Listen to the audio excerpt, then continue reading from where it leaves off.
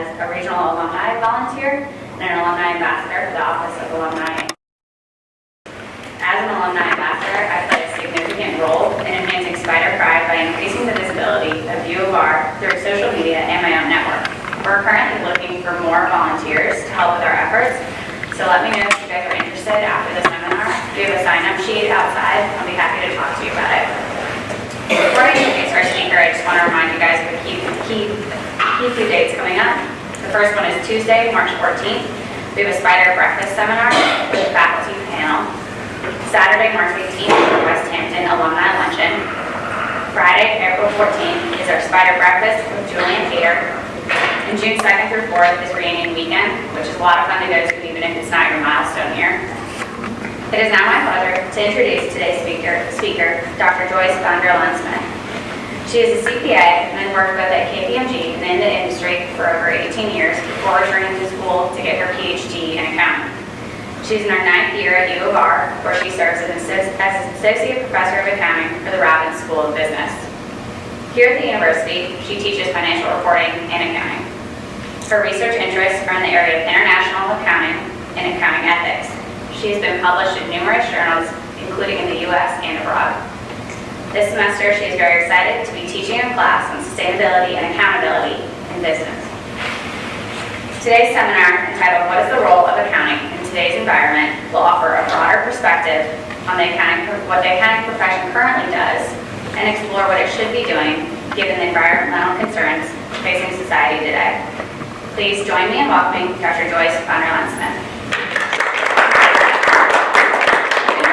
I recognized Lauren. I said, no, I know you. It turns out she's one of our illustrious accounting alumni. That's right. So that's wonderful. So when they asked me to come here, and I'll probably walk up here a bit, when they asked me to come, I said, I'm an accounting professor, so that's an interesting choice. I mean, I usually don't hear as accounting professors as big draws, but thank you very much for inviting me. So I thought about what I would want to talk about. And as Lauren said, I am interested in sustainability and accountability and the role that accountants play in that. So when I was putting together a talk, I said, I wanted to look at how accounting profession has evolved over the years.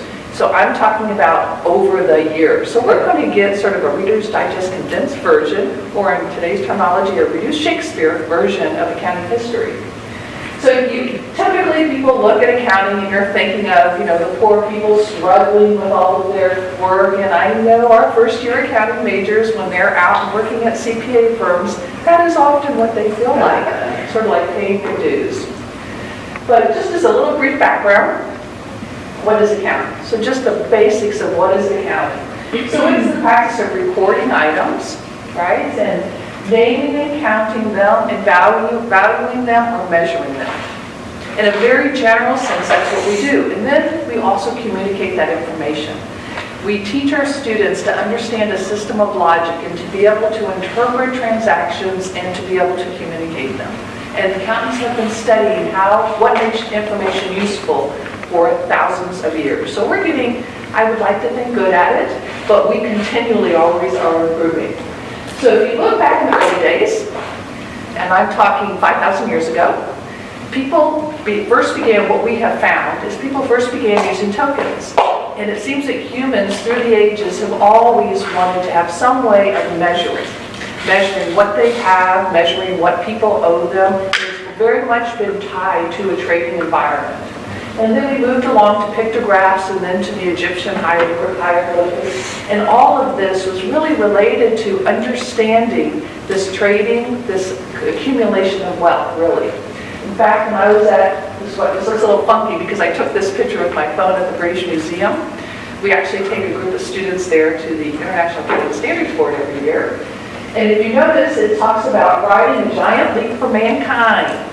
And if you look at it carefully, it says the first known use of writing was for official bookkeeping in city-states like Europe in 3300 BC. So my interpretation is that accountants invented writing. So now we're going to leap way ahead, and we're going to go to the Renaissance period. It was that wonderful period when art and science and religion were all sort of combined, and people were exploring things. And during that period, in the 1490s particularly, trading had exploded. And city-states like Venice, that's a picture of a depiction of Venetian bankers, they particularly had become very well known for their system of financial recording. And it was mostly tied to the trading environment. People were going out, Venice was a city-state, people were going out all over the world, and they needed a way to understand if you invested in a voyage, who was investing in it, right? Who was the ones who would reap the benefits when they returned? Who was responsible if the voyage was lost? So all of that. And they were very well known for this. They were the Wall Street of the day. So people would come from all over to understand this system that they had for recording information. One of the gentlemen that came was Luca Pacioli, and he was a monk. He was also a mathematician. And like many people, he went there so that he could understand the system of banking that the Venetians used. Around this time in the 1490s, a little bit before, they also had invented the printing press. And the printing press was beginning to produce books. So he was the first one to produce a book that we actually, you can find, I think there's probably one copy left, but actually produced a book that described this Venetian system, which was a double entry bookkeeping system. So Luca Pacioli is known as the father of modern accounting. And interesting enough, one of his, I said, is, art and math and religion were all combined. One of the students was Leonardo da Vinci. And they said they had actually a fairly close relationship. But this system that he came up with, and not really he came up with, he described, the Venetians were already using it. It is the foundation of what we do today. So it's pretty interesting that way back from the 1400s, it is really what we have done today. And as I said, it was really described originally for the trading, which makes sense. And so he said that one of the things, and he was a mathematician, he came up with this, your assets, everything you own in the business that provides you a benefit, your buildings, your factory, your productions, in this case, their ships, all of those, you got the money for them from one of two sources. You either went out and got a loan from a bank, a liability, or your owners invested or reinvested in the business, your owner's equity. So everything you have is from those two sources. That's the accounting equation. We still use that. That continues to be the basis for what we do. And if you look at what they originally did, it was a very narrative form when they presented their information. And I have to say debits and credits at least once because I am an accounting professor. So in that case, they would have debits on the left, credits on the right. But it was written. We still do that today. We have a whole system of logic that we have developed based on this process that keeps that accounting equation in balance. And we have gone from this very narrative form to what we see today as a modern balance sheet, which you can barely see. Can we lower those lights in me? No, but it's a modern balance sheet. You can barely read it, but this is Walmart's balance sheet. And if you look at it, you can't really see, but they have their assets there, about $203 billion at the end of 2016, or the fiscal year of 2016. If you look at their liabilities and equity, it's the same thing, $203 billion. We still keep our assets equal to our liabilities plus shareholders' equity or equity. So it has become more complicated. We have Financial Accounting Standards Board. You're learning a lot about accounting today. This is the board that sets the standards in the United States. As Lauren knows, we spend a lot of time talking about accounting standards and accounting rules, and there's a lot of them. Oh yeah, that's better than you. And there are quite a few of them. And it's dealing with all kinds of situations, from the things you can imagine that businesses get involved in. As the businesses become more sophisticated, we have to study that and figure out how we're going to report it, always maintaining our accounting equation. And it's not just us. Outside of the U.S., it's the International Accounting Standards Board. We are teaching our students about international standards as well as U.S. standards. For the first time, and you also might be aware of those of you who work in accounting, for the first time last year, the number of companies on a market capitalization size of company basis that use IFRS exceeded those that use U.S. GAAP. And more countries use IFRS now than U.S. GAAP. So we want our students to be familiar with that. In fact, as I said, I take a group of students. These are some pictures from past years. And I'm actually, if the weather holds, leaving tomorrow to go to London with another group of students over spring break. And we take them to the International Accounting Standards Board as well as other business sites in London. But, so we have progressed. But what is it today? It's still very much identifying, recording, and communicating the economic events of an organization. And who do they prepare this information for, or who do we prepare this information for? For investors and creditors. Now, that is what the Financial Accounting Standards Board says. They've taken a very narrow focus, and they've said that's what you should be doing, just looking at these economic events. But the reality is that things have changed significantly from the time of Luca Pacioli or the time we were using little tokens and how we look at trading. So my question is that all it should be? Given the changes in today's environment and how society has evolved, what should accountants really be measuring? What should we be looking at for the impact of a company's transactions? At the time that the Venetians were traveling, they didn't have to worry about natural resources. They were discovering new worlds full of natural resources for them to use. We're not in that situation today. So the impact of business they have may be much more long-lasting than what they had back then. So a lot of people talk about sustainability. So what is it in terms of what I'm talking? It is a consideration of economic viability. You must have that. It is also social responsibility and environmental responsibility.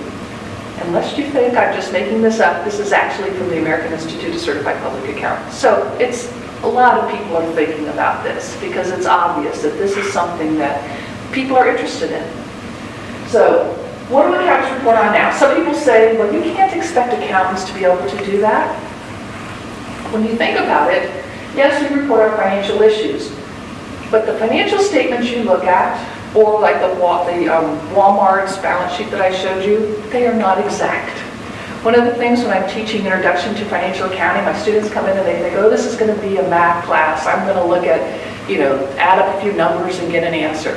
It is not that. It is really based on professional judgment. Just in financial issues, we have to estimate how long a building is going to last, how we're going to allocate that.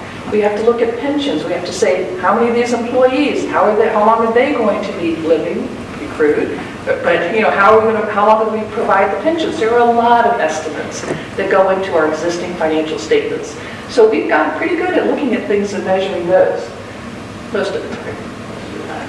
But we also have to look at risk factors. In addition, we look at pending lawsuits.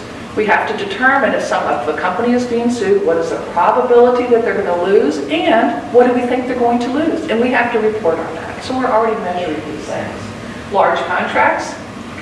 If a company has one really big customer, and that customer, if they were to go away, the company may not last, they may not be sustainable, well, we have to report on that. So you would know when you're looking at it, this is an area of risk. And the SEC requires companies to report on the impact of climate change. A lot of people don't realize that. But in some businesses, it could really adversely affect their business. So they're required to say, this is the impact that we believe is going to occur, and this is what we think we're doing, or this is what we're trying to avoid. So we're already doing a lot of that.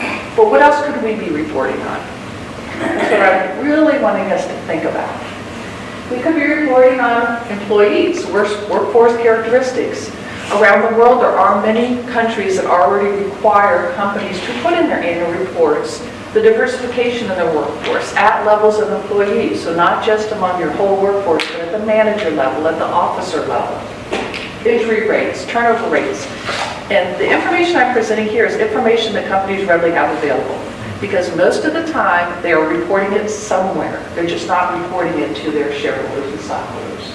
Customers, return rates, customer satisfactions. Most companies know this information. They're not going to last very long if they don't know this basic information. Communities, water usage, pollution. What is the impact that the operations of this company are having on its community? Business disruption, loss of jobs, negative impact of growth, all of these types of things. And suppliers, late payments, spending on local suppliers. And as I said, I really presented just the basics. There's a lot more information that people might be interested in. And often it is surprisingly, investors are interested. There's a whole social responsible investing that's hugely popular right now, where I think there's over $3 trillion under assets in socially responsible funds at this point. But also, people that live in the community. If you take the time to get a financial statement and read the footnotes, you will learn so much about a company. It is amazing. So sustainability reporting, it has become incredibly popular. So separate reports, the kind you see that Walmart issues and different companies issue. The rate of sustainability reporting increased from 20% in 2002 to 73% in 2015. It's very large. Now, this is from a KPMG report that looked at over 35 countries and the 100 largest companies within each country. So it's a very extensive analysis. If you look just at the global 250 companies of the world, the number of them that issue separate reports is 95%. So there's a lot of pressure on companies to have these reports. They're often very pretty. They often have lots of pictures and talk about their employees and that they are involved in volunteer activities. Unfortunately, a lot of them are used more as marketing documents at this point, rather than really providing information that's verifiable and comparable and that addresses the issues that you would want them to address. But it is just, I believe, it's a step in the right direction. You also have companies now including in their annual financial reports. This part is really interesting because it's gone from 4% in 2008 to 56% in 2015 of companies reporting some form of sustainable information in their annual report. Now, this is good because when it's in their annual report, independent accountants are verifying it. So there's a lot more credibility related to this type of information. Now, while separate sustainability reports are voluntary, this type of information is usually because the governments in the different countries have come in and said, you really need to do this. And so that's what we're seeing now is more standards and regulations requiring the reporting of this type of information. There's also a trend towards integrated reporting. Actually, I wouldn't call it a trend. Only about 5% of companies do it. We don't have that down well. That's where companies put everything in one report. All their financial information, all their sustainability information. As you can imagine, it becomes overwhelming. I mean, just huge. So we don't have a good way of doing that. There's a couple of companies that do it. This is Phillips. They have one, but it's laborious to try to pick up their report and look at it. So we're not too good at that yet. But we do have independent assurance or audits. That is becoming more popular on these separate sustainability reports. And I always see that as a step in the right direction because that says I'm going to pay someone to come in and make sure that the numbers that I say that they can verify. It is grown from 40% in 2008 to 63% in 2015 on the largest companies. Companies do have to pay for their audits, so if you're a smaller company, you may not have the funds to be able to afford to do that. Assurance providers, most of it, not surprisingly, are the major accounting firms. 70% of providers in 2013, 65% in 2015. Now, I think this is interesting. I'm waiting to see if this is a trend. What has happened is, because the accountants have been slow to adopt this, engineering firms, consulting firms are moving into the area where they're now auditing. So we're seeing more and more of that coming out in assurance and sustainability reports that they're being audited by non-CPA firms. And I think that's a fault of the accounting profession. I really do. So that's on. And even though it is good that many companies are having these independent audits, our rules right now, particularly in the US, don't really give them much leeway. So they're usually only looking at a very small piece of it, like if it's your carbon output, they can look at that. They can't look at the whole report because we haven't progressed to that point yet. That's another area we really need to work on. So I'm going to end a little bit early, but I'm going to end with a quote. And this is one of my favorite quotes. And it's from a reporter who works for The Guardian, and he covers environmental issues for them. And he wrote this article, and this is a piece, just the front end of that piece that he wrote, after attending a climate change conference. So you'll see why it's my favorite quote. And he said, so it has come to this, the global biodiversity crisis is so severe that brilliant scientists, political leaders, eco-warriors, and religious gurus can no longer save us from ourselves. The military are powerless. but there may be one last hope for life on earth: accountants. Thank you guys, but you understand what the gist of what I'm saying is. I think we can be doing a lot more as a profession. I think we need to get a better understanding of what's going on and how to measure it and how to put it out there. But thank you all for listening. Does anybody have questions? Yeah. This whole thing of sustainability,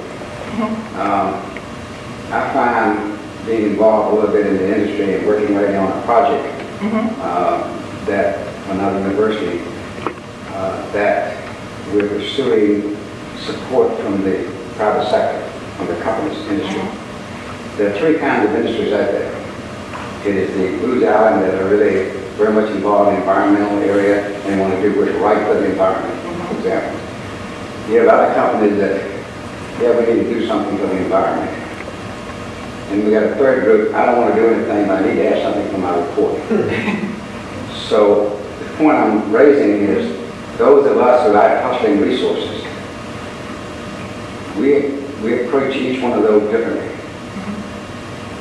But what has to occur on the corporate side is, and industry has told me this, they typically, the decision makers for the company, the big industry, the Dominion Resources, right, is a little different because they're in the business, but others, they usually have no one in their scheme of things, the operation, who knows how to make decisions.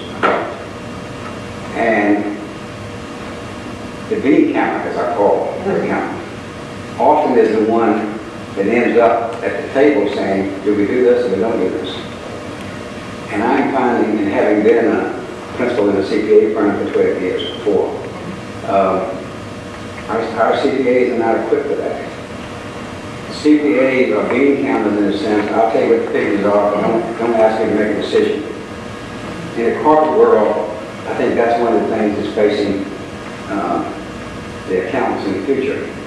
They need to be bean counters, but also in position to recommend. Yes. No, I agree. This is the way you get your best return. No, I agree. And one of the things that we're stressing as we're teaching is critical thinking. That there are going to be, like, accountants measure things, but I don't know what in 10 years needs to be measured. There's no way I can teach you a specific rule. And it's fascinating how many students come in, particularly freshman level, and they're like, just tell me how you do it. Tell me what numbers to add together. What is the right answer? And they need to understand that there may not be one specific right answer, but you're exactly right. Critical thinking, and that is one of the things that now is going to be stressed on certified public accounting exams, is these critical thinking skills, because we need them to think broadly and to consider more than just, you know, this is the income, this is the revenue, what goes into those, right? But also the external decision making, or input, I should say, impact, is also important. And most corporations I find, particularly the mid-sized ones, they don't have a mechanism for that.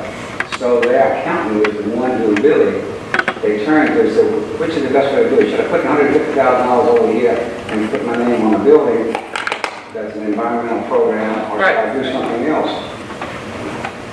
And oftentimes, and I've been sitting at the table sometimes with the chief financial officer. Yeah. Interesting. And they are not usually, oftentimes not equipped to say, this is the best approach, this is what you get the best return. All of the large CPA firms now, the big four, all have sustainability groups that provide consulting. In fact, when we go to London, we go to PwC's because that's their international office there, and the students are shocked. They've never realized that accountants get involved in that. But it's a collection of people. They have engineers, they have, you know, conservation ecologists, they have the accounting folks, that all in one group that work on things like that. But you're right. You're almost going back to that time of the Renaissance where you have to be able to look at things very holistically rather than just focus on a very narrow area. That's a good thing about a liberal arts school, right? We do try to get our students to, you know, they do take the liberal arts classes. Can I ask one? Oh, sure. If you're an arts and sciences here and not business school, can you take an accounting course? You can take Accounting 201 and Accounting 202. Beyond that, then you have to be in a minor or When something. I was here, you couldn't. Okay. Okay? And and we were just talking about outside, everybody should have to take an accounting course. Everybody. If you're going to be in a position, or you're going to be a minister or whatever, you should be able to know the difference between debits and credits. And what I find is that's not the case. I know I didn't. Yeah. We don't, it's not, we do have some students that do that, but we don't have a lot because they don't advertise it. Part of the reason is we don't have the capacity if everybody was to take it. So I don't know how we're going to change that, but that's very much a question that people have looked at, financial literacy. So that's a big issue these days is financial literacy, and you could graduate as an undergraduate in arts and sciences and never take a course in any financial literacy aspects. So not even worried about accounting. In that first year program where you have the general course, Right. is accounting involved in that? No. Economics, they all would take, Yeah, the not all. economics is a little different. I mean, I know, it is very much different because it's macroeconomics, so it's Yeah. high level, country level stuff. But no, and that is one thing that we're looking at. Yes. Joyce, two things. Early in my career, I was part of a group in a federal antitrust case, and this was ages ago, but the lawyer, I was part of a team that was basically mining the annual reports of the client companies. And what the lawyer said was, if it's in the annual report, it's a primary document. It's a legal document. Once you're talking about the annual reports being a lot glossy. Well, if it's in there, they can be held responsible in a federal. The annual financial reports, I was referring to the sustainability reports. Right. Those are separate, but you're right. The annual financial reports, that's why I say you can learn so much information from reading those. And then the other thing is my background for the last 27 years professionally was in cost accounting. And there, what we did was we put different plants together and compared them. And what I found was that cost accounting is almost like with an interface with accounting versus industrial engineering. You have got accounting, you've got cost accounting, and then you basically have industrial engineering, with a spectrum. And I would guess, like Otis was saying, that in your work, you were probably called upon to make a lot of recommendations that weren't strictly related to an accounting perspective, just things you learned from understanding the financing of it. And also, in many cases, we had to put information together that would not normally, they were basically management tools. And sometimes we would have to go to HR, and say, okay, we need this. And, it's there, but it's not part of the normal accounting flow. That makes sense? I've been interviewing lately, and I've been hearing a lot of morning accountants that think outside the box and are not just behind the desk, which kind of goes along with you saying that kids come in and they want to know where to put what here and there. Right. And so is that a focus that you have with the students?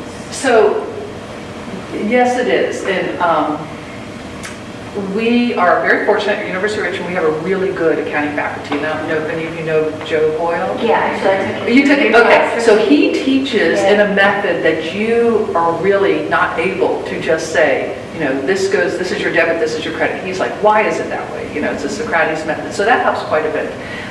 And part of it, I hesitate a bit because accounting has become so complex. Just understanding all the standards is almost overwhelming for students. So we're trying to figure out, and we're struggling with that, how can we get them to look critically at an issue and forget what the rule is and think about how it should be done and then see how the rule is applied. Because it's much easier to go right to the rule and say, okay, that's what it says, that's what I'm doing, without thinking about, is that right? Is that the way it's done? But we're definitely trying to look at that. And we are incorporating it as much as we In can. the same regard, I would think depreciation is one heck of a, because you've got like certain depreciation rules for the IRS, but whether or not that is truly the rate that you need to be charging off, your asset, technology for one. I mean, what's the depreciation rate on, on an An iPhone? iPhone. About 2 years. Samsung, maybe 6 months or I don't know whether you do it or not, but I've strongly recommended that the accounting industry develop something called the 12 Standards of Management. So that, Lauren's listening here.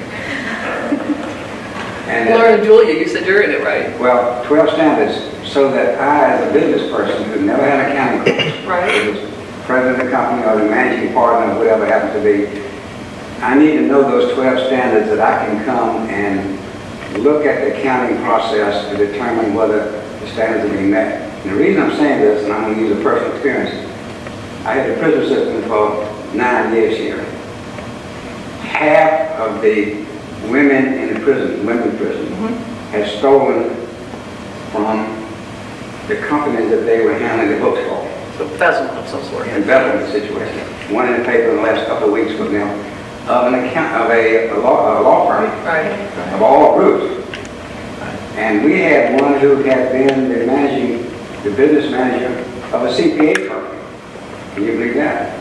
And one of the reasons for it Embarrassing.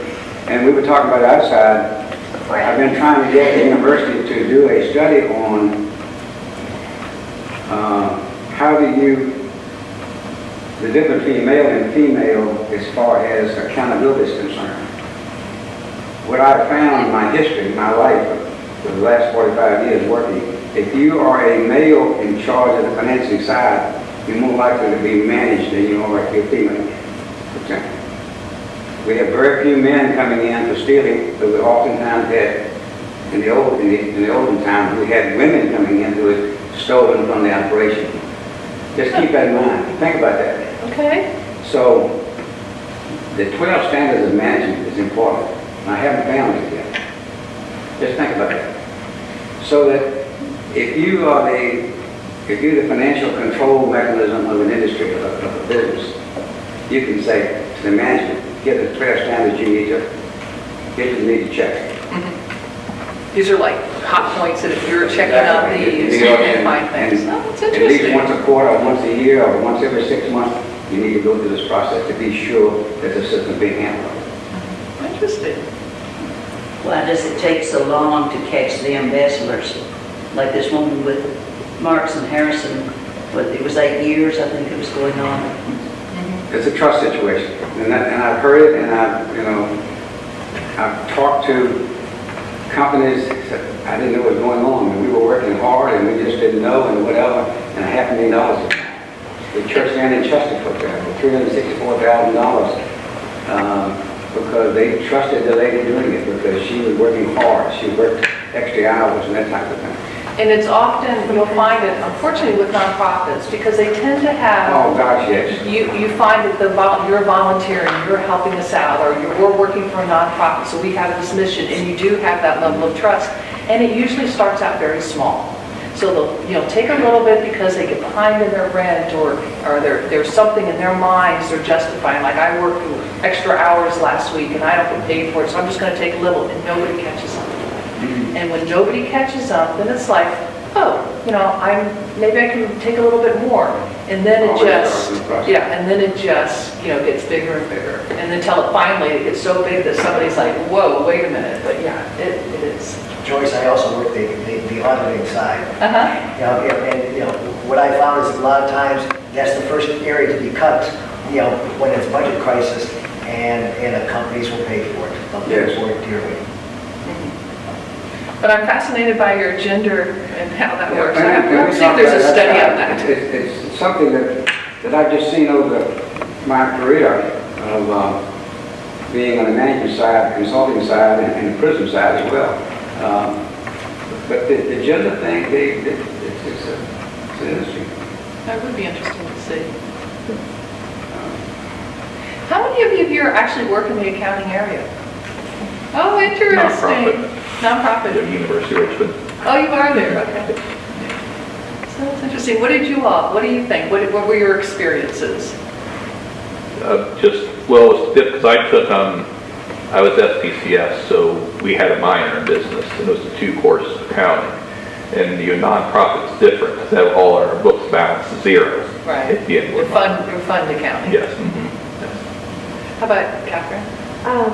So I started out at Deloitte in audit and then went into industry, and now I've actually just recently started out on my own thing, combining organizing with accounting. Oh, interesting. So for homes and personal finance as well as for businesses, so I'm just trying to figure this out. And one thing I've been considering is sort of the CPA brand.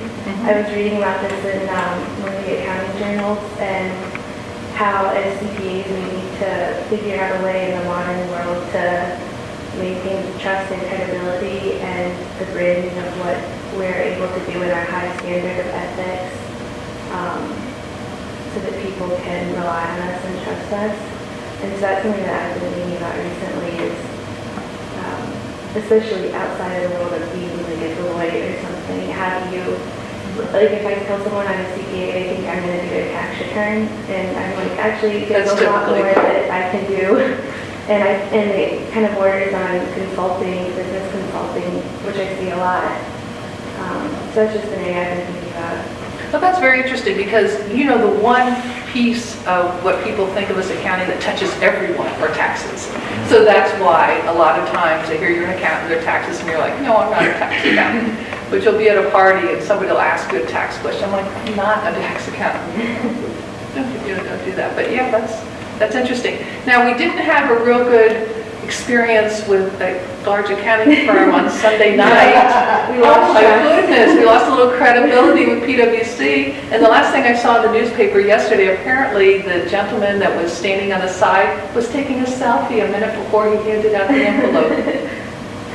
So that doesn't look so good. You know, the Oscars. Oh my goodness. How do you teach decision making to the accounting industry? Well, and that gets into the critical thinking. And so what we try to do, we're undergraduate, what we're trying to do is to present cases, to present problems in such a way that they can't simply say, you know, check this box, that they have to think through the ramifications. It is very difficult.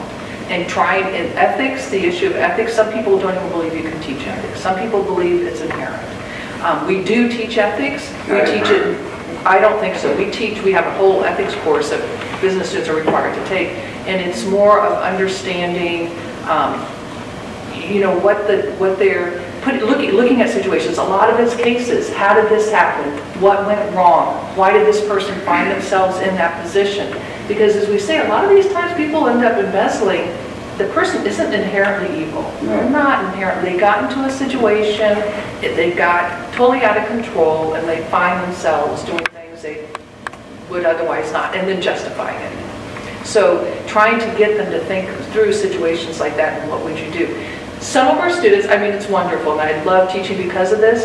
They're so optimistic, and they're so positive, and they're like, well, they never should have done that. Why wouldn't they just say something? And I'm like, you're, you know, 40-year-old man who's got a wife and children and school cost and all these things, and your boss is telling you just do this or you're going to lose your job, and you know it's going to take you 6 months to find another one.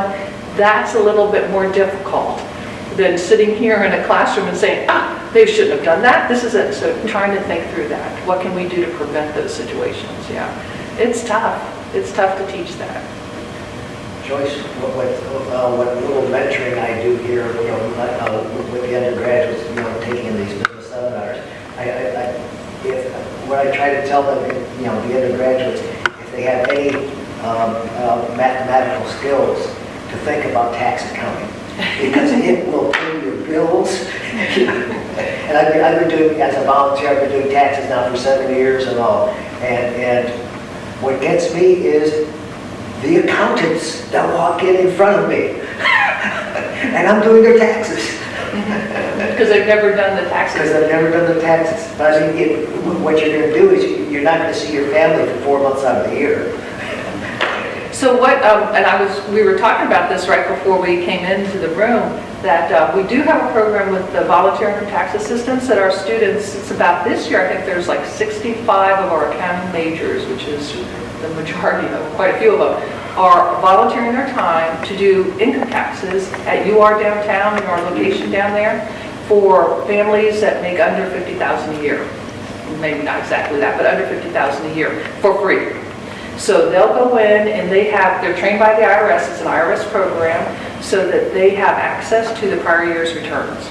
So they just go in with their information, they can get into the IRS system, but it's a wonderful thing. And they're doing it now at the UR downtown, we work with the site at Fairfield Court, we work with the site at the Libby Mill, that big, huge new library. Students love that one, so it's really nice. But it's a wonderful thing for these low-income taxpayers. The majority of them are getting refunds, and if they went to an H&R Block, they charge them about $300 a return.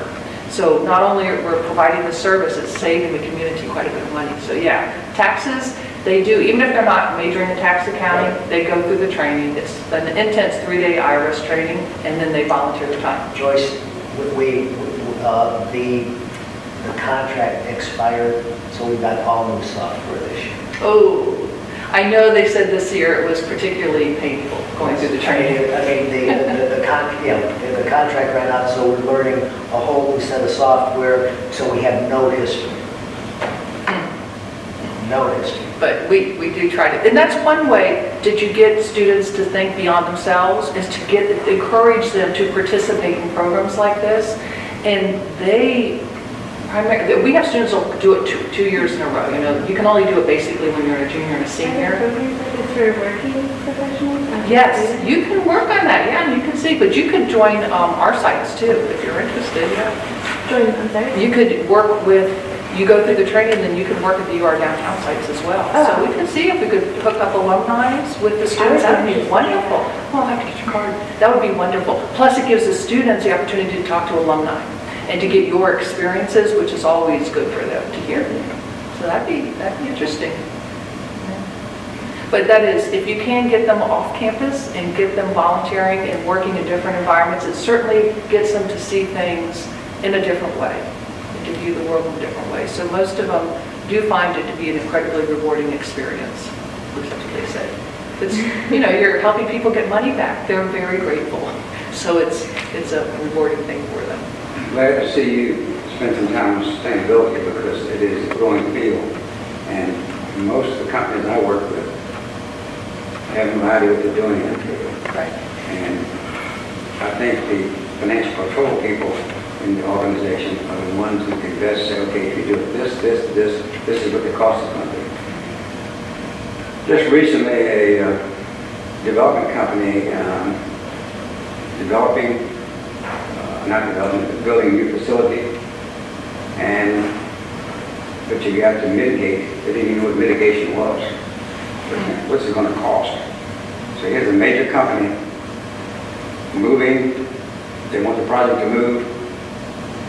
What does mitigation mean? Where do they go to get it? Whatever. They ended up with the financial control people making that decision. I get a phone call saying, what the hell is mitigation? From their chief accountant. And that happens so frequently. Yeah. And That's why there's so many this is consulting something we groups. didn't even think about 10 years ago. Right. But whether it's mitigation, whether it is wetlands bank and whatever, and most people are not aware of what happened here on this campus when Laura Robbins Court was built. I'll tell you this story. Laura Robbins Court was built, great construction, and they moved some dirt behind it when they were doing the renovation over 18 months. There's not a stream behind it. It's just a ravine kind of thing. When it rains, some water runs. But they pile dirt back there. Okay, no problem. Except when the construction was finished, they were getting ready to landscape. Wait a minute. There's a little growth there. And when the environmental people came, they said, that's one of 5 growths that you have in wetlands. So now, if you are going to disturb that, you have to mitigate it. Well, what do you mean by mitigation? Hodaka was the head of the building and ground at that time. It was going to cost the university about $250,000 to go out and buy mitigation someplace else to disturb that thing. He made a smart decision.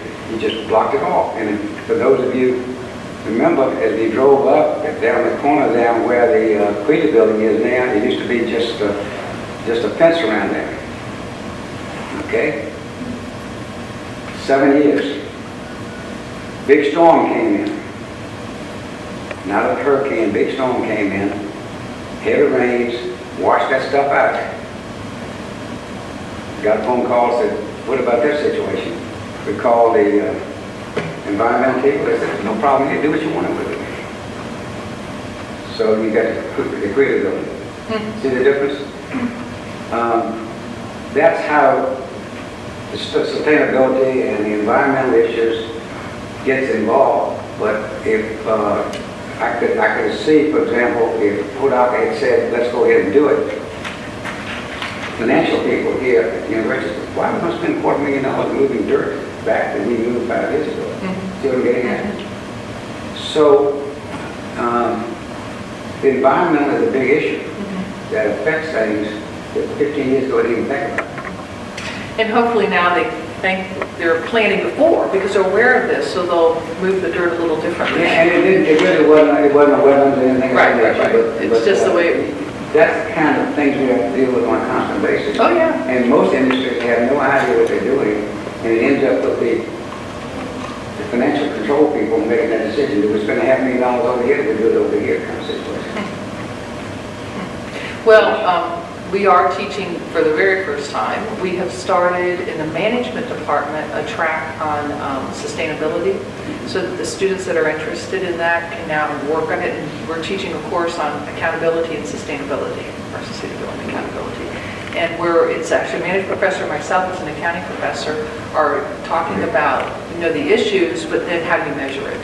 Because as we know, if you're not measuring something, it's very difficult to say if you're improving or if you're not improving or if it's even comparable to someone else. So you've got to be able to measure these things. And my contention is that accountants are trained to measure things and value things. Teach them also to ask them what the options are. That's important. And we do a lot of that because they do a lot of work, particularly in finance, on least cost options and relevant costing from a cost accounting perspective, the relevant costing concept. So they are trained from a purely financial perspective. They are trained to look at things like that. But as we're saying, it's got to be a more holistic look at what's happening. So. Joyce, one of my first stops professionally was with a small international oil company way back when. And there, we're talking 40-some years ago, their sustainability, that they had to report their estimated reserves. Because what Exxon is doing is discovering oil and then pumping it out. And so what you're buying as an investor is that income stream, so they've had to report this for 40 years, and it's in their 10K, which is usually part of the annual report. But Exxon's 10K is a good quarter of an inch thick, and it'll put you to sleep 3 times. That is a problem, that you almost have to have a degree in business to read a financial statement, unfortunately, and that is recognized as a problem because it's just and some of it is, I worked in financial reporting before going back to school for my PhD. As an accountant, you might write the footnote, but the attorneys reviewed everything. Oh, yeah. And they wanted to make sure you said nothing that could in any way be interpreted as making the company liable. So you ended up with these long, I'd write a paragraph, it didn't turn into 6. Two sentences end up being 3 paragraphs. Right, Yeah. right. Or the You got to figure out that. Or the 10K gets repeated 5 times. Right. So they are very cumbersome, and I believe the Financial Accounting Standards Board has a project they're looking at. How can we communicate information better? A lot of companies now do a summary annual report. Yes. That's helpful. But it's the company summarizing it, so they're summarizing the good stuff a lot of times. Hopefully they're being very unbiased, but there's no guarantee of that. So you almost feel like, oh, what's really going on? So that is interesting. Well, I think we're almost finished, so thank you all. This was really fun talking to you. This is nice. Thank you very And much. thanks for your input. It's great. And I need to get your card. Thanks.